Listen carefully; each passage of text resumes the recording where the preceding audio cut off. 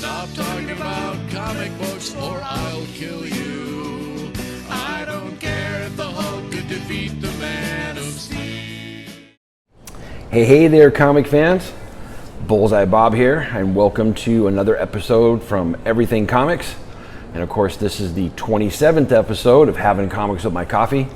This is the show where I get together with you in a local coffee shop, have some great coffee, and talk about the comics I picked up this week. And of course, those are the comics I picked up this last Wednesday, June the 3rd. Comic books are back. We're a little bit light because there was no Marvel this week. Marvel returns next week. Really looking forward to that because there's a certain book that I've been really missing that's going to be there. And so I'm really excited to get a full lineup of comic books.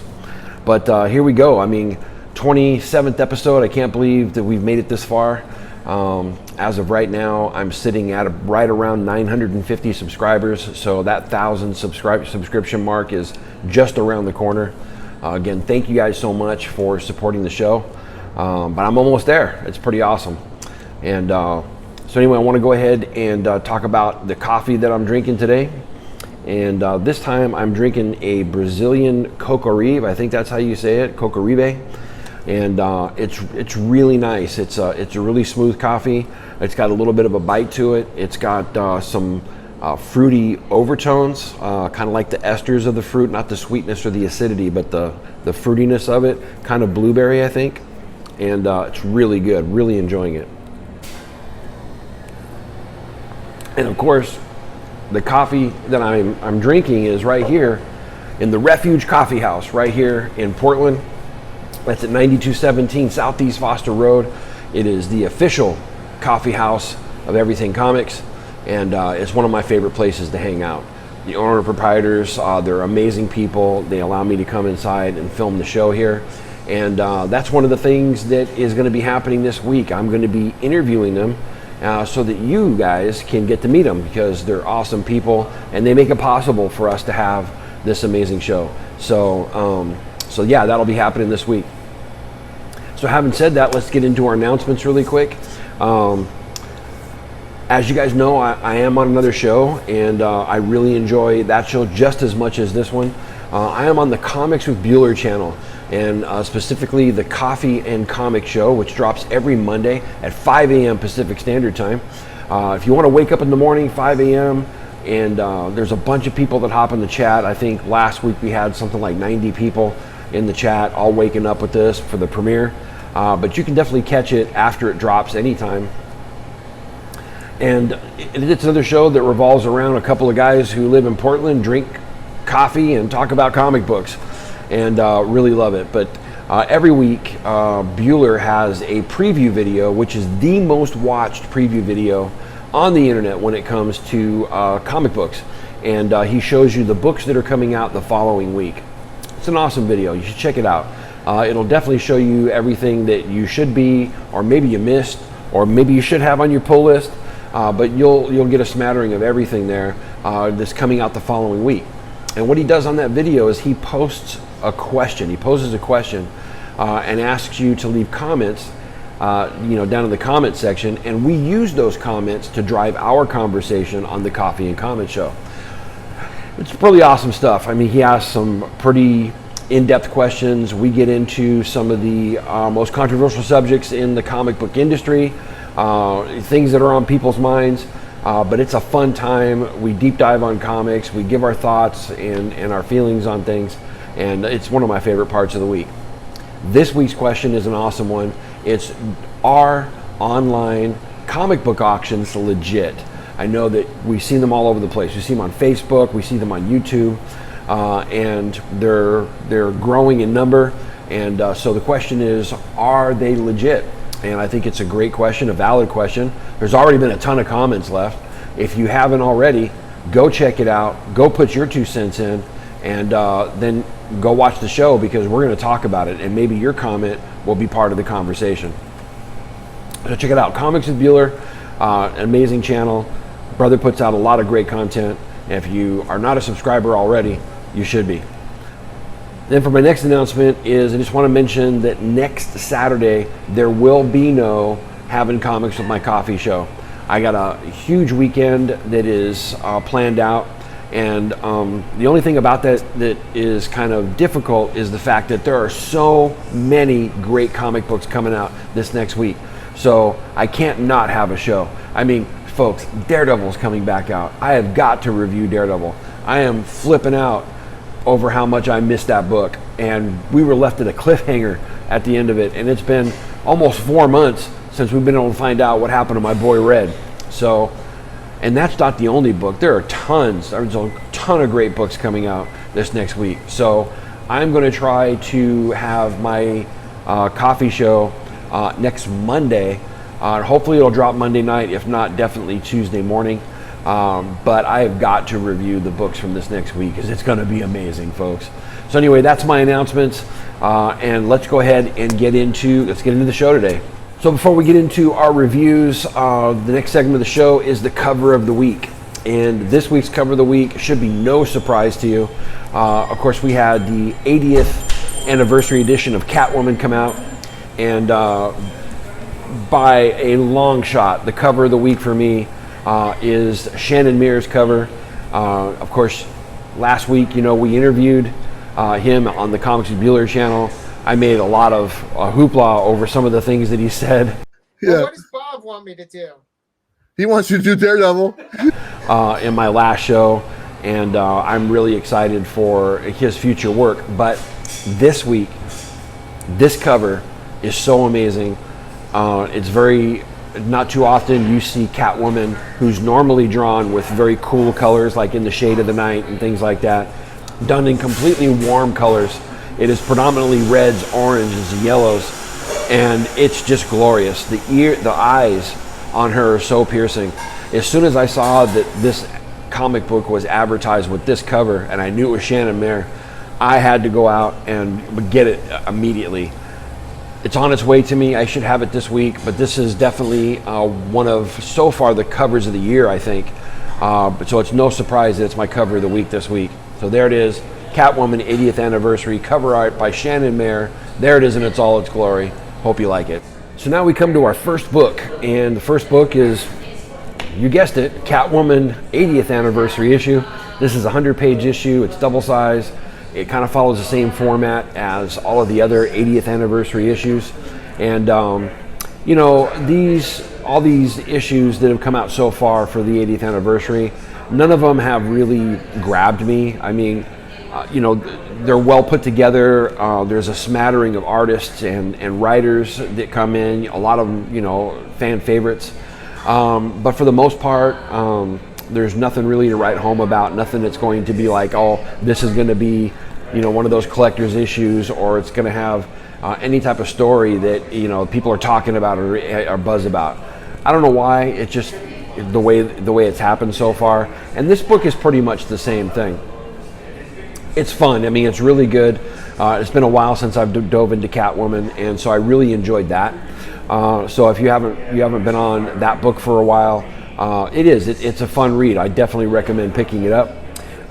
There's a bunch of stories. There's one by Ed Brubaker that I really liked that deals with basically predominantly most of the story is her telling pieces of her life, kind of doing a back history while she's stealing, while she's kicking butt, and while she's making her getaway.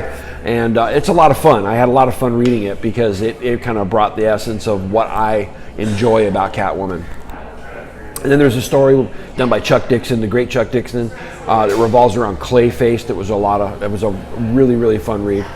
And then there's a story by Ann Nocenti that it just kind of blew me away because there's so much sexual innuendo, kind of blatant, but without it being about that. And so I had to laugh because there's 2 pages there where she makes so many references, kind of subversively, but not subversively, that, I mean, it's not really that great of a story, but I was just kind of taken aback by how blatant it was. I don't know. Check it out for yourself. You'll understand what I'm saying.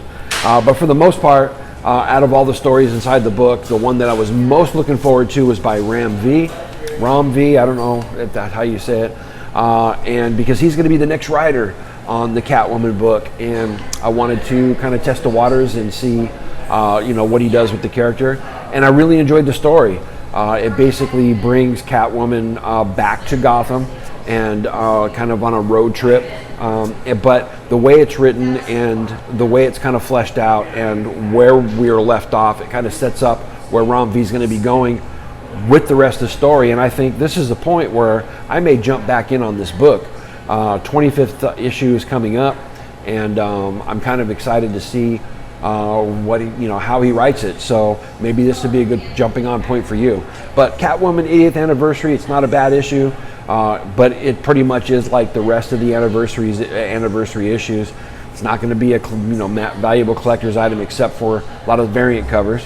But it is a fun read, definitely one that I would recommend picking up.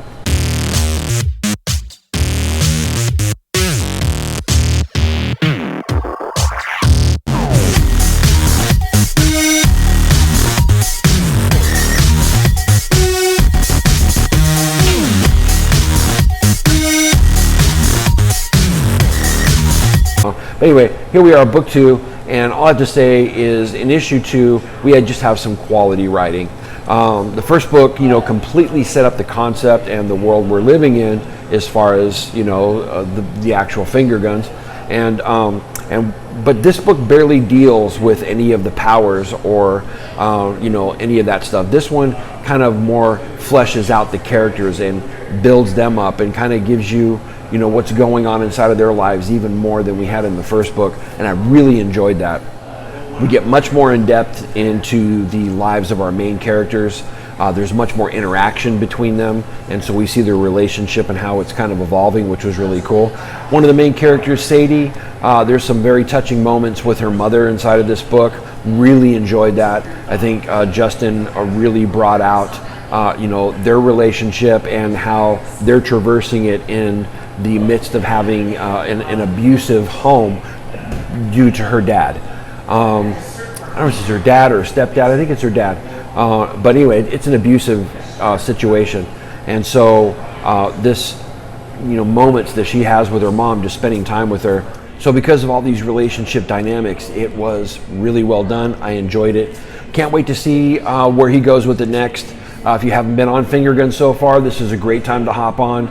I will say that the artwork is not something that I'm too crazy about, but it works for the book, and I got to say that Justin Richards is doing a phenomenal job writing, and for that alone, check it out.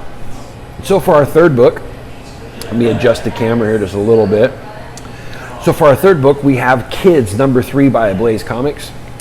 This one is written by Aurélien Ducoudray, I think that's how you say that name, and art by Jocelyn Jared. And this is a book that I've been thoroughly enjoying. I don't know if you've hopped on this one or not, but if you haven't, think of Sandlot meets The Walking Dead. That's basically what it is. You got a group of kids, all with different personalities, varying personalities, and but they're set in the fact that there's no adults anywhere. They all kind of live in the same house, and zombie apocalypse is here. And so that's basically the premise. That's where we started in book 1, and here we are, book 3, and I've just been loving this run.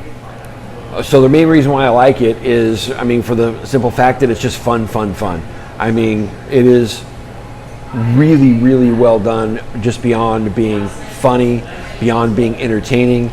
There's this heart piece of the book that I really love. The relationships between the kids. There's a levity or gravity that is portrayed while you have these very comedic moments and very over the top, what you'd expect from a zombie story moments. But at the same time, it doesn't let go of the fact that these are people, they're kids, and it's a rough time being out there by themselves. And they, all the emotions from loss and all those types of things, all are brought to the table inside of this. And I think that's a balancing act, especially when you're trying to produce a book the way they have here, that really teeters a fine line, and I think they do it very well. The art is not something that I'm terribly crazy about. It kind of reminds me of the artwork that you get used to getting the old funny papers from, strip comics. Not the, comic book strip comics, but strip comics. Like if you were to, read Garfield or The Lighter Side or anything like that. And so I think it works in the book because of how comedic some of the situations are, and at the same time they do bring out the creepiness of a zombie apocalypse at the same time. So even though I'm not crazy about the artwork, it really works for this book, and so I think that's why it's a really good mix. If you haven't been checking this one out, I would highly suggest it book, but it's definitely one that I recommend because it's a really good read. And so here we go with our next book, and it's The Red Mother #5 from Boom Studios. This one's written by Jeremy Hahn, and the art is by Danny Luckert. And here we go, issue #5. This is another one of those Boom Studio books that I have come to look forward to every month. Red Mother has been such a great read from the beginning all the way to this point. It definitely has been a slow burn. It's a slow moving story, but I've been like on the edge of my seat, waiting for the next thing to happen. I haven't gotten bored with it, and it's just been a great vehicle from start to where we've gotten to here. So it's been a couple of months since we have left this book, and in the issue #4, our main character was left in a pretty crazy place, and so that's where we start off inside of this book. And if you don't remember the premise of the story, you have the main character whose name is Daisy. She's out for a walk with her boyfriend, and from out of this dark alcove, they basically get attacked, or what it looks to be like an attack. She wakes up in the hospital, and she's lost an eye, and her boyfriend is nowhere to be found. And in her recovery, there's something that's changed, and that's the fact that she seems to be able to at times see into what looks to be another world, or sometimes that world superimposes itself on hers, and there's this figure that keeps coming after her. And then we keep getting glimpses of what is to be the Red Mother. Really creepy, doesn't really explain what it is, just gives you a little small smatterings along the way, to keep you wanting more and to really absolve you into the mystery of it. And that's what's really been great about this book. One of the things I'll have to say about this particular issue is there's not a lot to it. I mean, there's some great things that happen. It resolves, basically what happened in the last book, which is our main character, being surrounded by what looks to be a cult and something that is basically the herald of the Red Mother coming after her, and boom, all hell breaks loose, which is great. But there's really not a lot of dialogue in this book, so it's mostly just visuals. So I was pretty much done reading it within like 5 to 7 minutes. It's like not a very, very long read at all. But even so, even without any dialogue, the way it's composed, the way it's drawn, and what dialogue and narrative there is, really keeps you going, and you're right there with the character. And my hat's off to what was the guy's name? Danny Luckert. My hat's off to Danny Luckert, because in those visuals, you were right there with Daisy. And so again, really been enjoying this book. Can't wait to get issue 6. I don't know if it's a mini series or if they're going to keep this one going for a while. I have a feeling they're going to keep it going for a while, but really enjoying this one. Red Mother #6, Boom Studios. Not a long read, but definitely one that you want to be on. Okay, here we go. Our next book, Detective Comics number 1022. Of course, this one's by DC Comics. This one's written by Peter J. Tomasi, and the art is by Brad Walker. So at the end of the last book, we had Batman basically getting shot by Two-Face, and we know that the armor saved him because number one, you saw the bullets hit the armor. Number two, when this book begins, he's basically coming out of unconsciousness, so he basically just got knocked out. And where we find him is in a good old-fashioned Batman predicament. He's suspended over acid, wrapped in chains, just like one of the old episodes out of the old Batman 66 Adam West Batman series. And the way he breaks free from this predicament is some of the best panels that I saw this week. Didn't make my panel of the week, but there is some quality artwork by Brad Walker inside of this. Like I said, the last issue we found a Two-Face had basically created a cult and has been having an issue with his coin. The issue is normally when he flips it, if it's favorable, then basically he doesn't do the dirty deed or the dark work he would normally do. But if it's on the other side of the coin, he's going to kill you. He's going to do some pretty dastardly stuff. And so the coin, in a certain sense, kind of keeps him in check. And that's the predicament, is that even when he flips the coin and it's favorable for somebody, he'll still take them out. And he's come to a place where he's realizing he can't control himself. And in the midst of that, we find out that he's created the cult of two. All of them have the coin in their forehead. Really creepy, really great premise, and has been a great vehicle up until this point. And then it kind of breaks into a whole different direction, and I really enjoyed it. So bottom line, after he breaks out, Batman gets away, Two-Face, he gets away, and but we know that this battle's not over. But what we do find out is that the reason why Two-Face has this thing going on with the coin was because at one point he was unconscious in a whole different story. Joker found him, committed brain surgery on him, and messed with him, and basically saved his life, but at the same time messed with his brain because he's pushing something. And this whole story up until this point has been a vehicle to start one of the pieces of what we know is going to be the Joker War. So the end of this book ends with Joker in a glorious way. Loved it. Classic Joker. And so if you haven't been reading the story up until this point, spoilers, this is actually leading into the Joker War. I am so on board with this. I have been loving a lot of the Detective Comics work in the last year. That's no secret.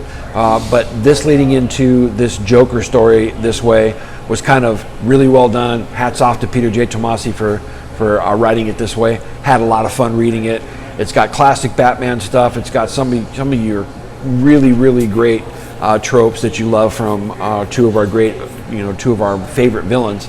And so definitely check out Detective Comics number 1022. Love this book. All right, we come to our last book, which is my pick of the week. And this week's pick of the week is Nailbiter Returns, number 1 by Image Comics. This one is written by Joshua Williamson, art by Mike Henderson, and the colors by Adam Gazowski. Holy Toledo, where has this book been? Never read the original series. Actually, to say the truth, I never even knew about it. I read the synopsis of what the original series was, and because it was very straightforward, I felt comfortable hopping on to this new continuation of the story. And man, am I so glad that I did. First off, the writing in this book is really well done. I love the Flash. That's no secret. He's one of my favorite DC characters. But right now, the current run of the Flash, written by Joshua Williamson, it's insanely good. It's been the most consistent book by DC that has been done in the last couple of years. I love Williamson's writing, and this book is a beautiful example of just how good he is. I mean, it's one thing to be on a superhero book, and especially when you've been on it for a number of years, you kind of fall into a rhythm and a cadence, which there's not a problem with that. But when you switch over to a different book, sometimes you can see just how talented somebody is. That's what I found inside of this book. I love Joshua Williamson's writing. It was so easy to slip in and become familiar and accustomed. The cadence and the flow of the story was just really masterfully done, and I loved it. Absolutely loved it. Like a good drummer. I think Sleepy Reader at one time talked about the rhythm. Of a good comic book should have a rhythm, and the writer is responsible for that. I think the art lends to that, but a good writer has that rhythm, and that's what Joshua Williamson has inside of this book. Masterful drummer.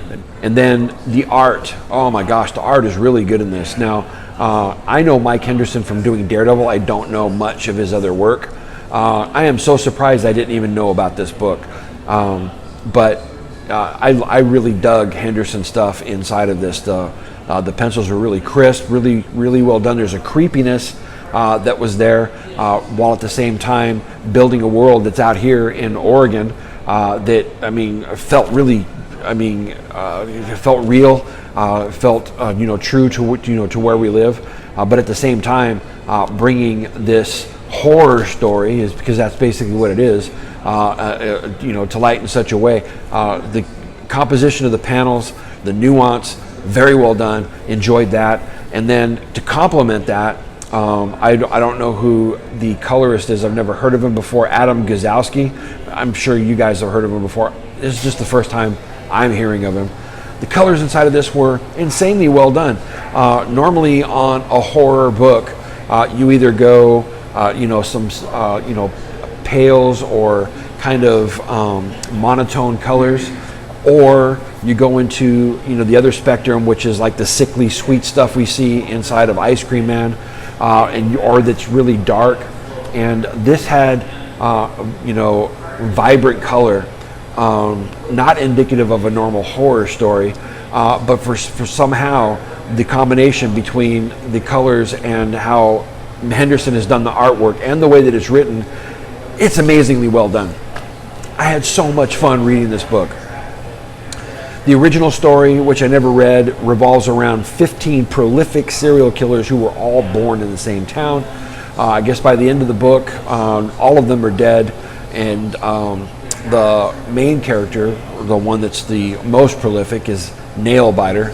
And if you haven't guessed yet, it's because he chews the nails of his victims. Pretty sick. But they never find his body. And when we start this book, there are some murders that are starting to happen. And in the midst of those murders, the daughter of Nailbiter, her mom goes missing, which leaves us to the question, has Nailbiter actually returned? I don't know. You're going to have to find out for yourself, because this is a great book. It's definitely my pick of the week. I just thought it was so masterfully done, had so much fun reading it, and now when I'm done with this show, I'm going to go and I'm going to get the original series, because I've got to read it now. There's no way I'm going to be able to make it till next month without reading that series, because if it's done like this, top notch. You got to check this one out, folks. Nailbiter's Return, #1, my pick of the week. Definitely pick this one up. So that's it, folks. Those are my reviews. Hope you enjoyed them. Like I said, there's only 6 books this week. The only other book that I picked up that I didn't review was the new The Boys. And that one was a lot harder for me to get into, just because I didn't read the end of that run.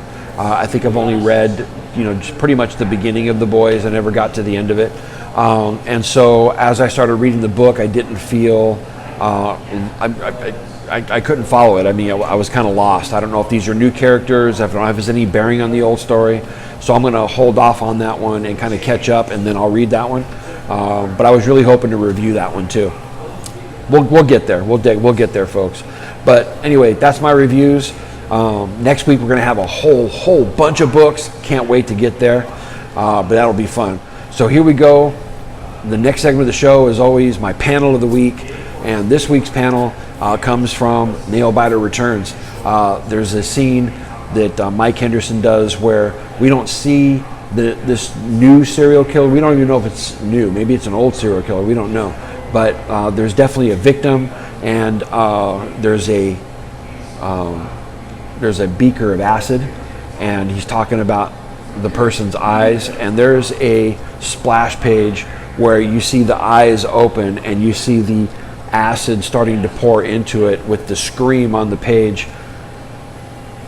It caused a reaction. I thought it was just so well drawn, and it was, it's horror goodness. So anyway, there it is in all its glory. Hope you enjoyed that. There were a bunch of pages inside of that Detective Comics book that I could have made the panel of the week, but definitely this is the one that grabbed a hold of me. Got sweaty over it, folks.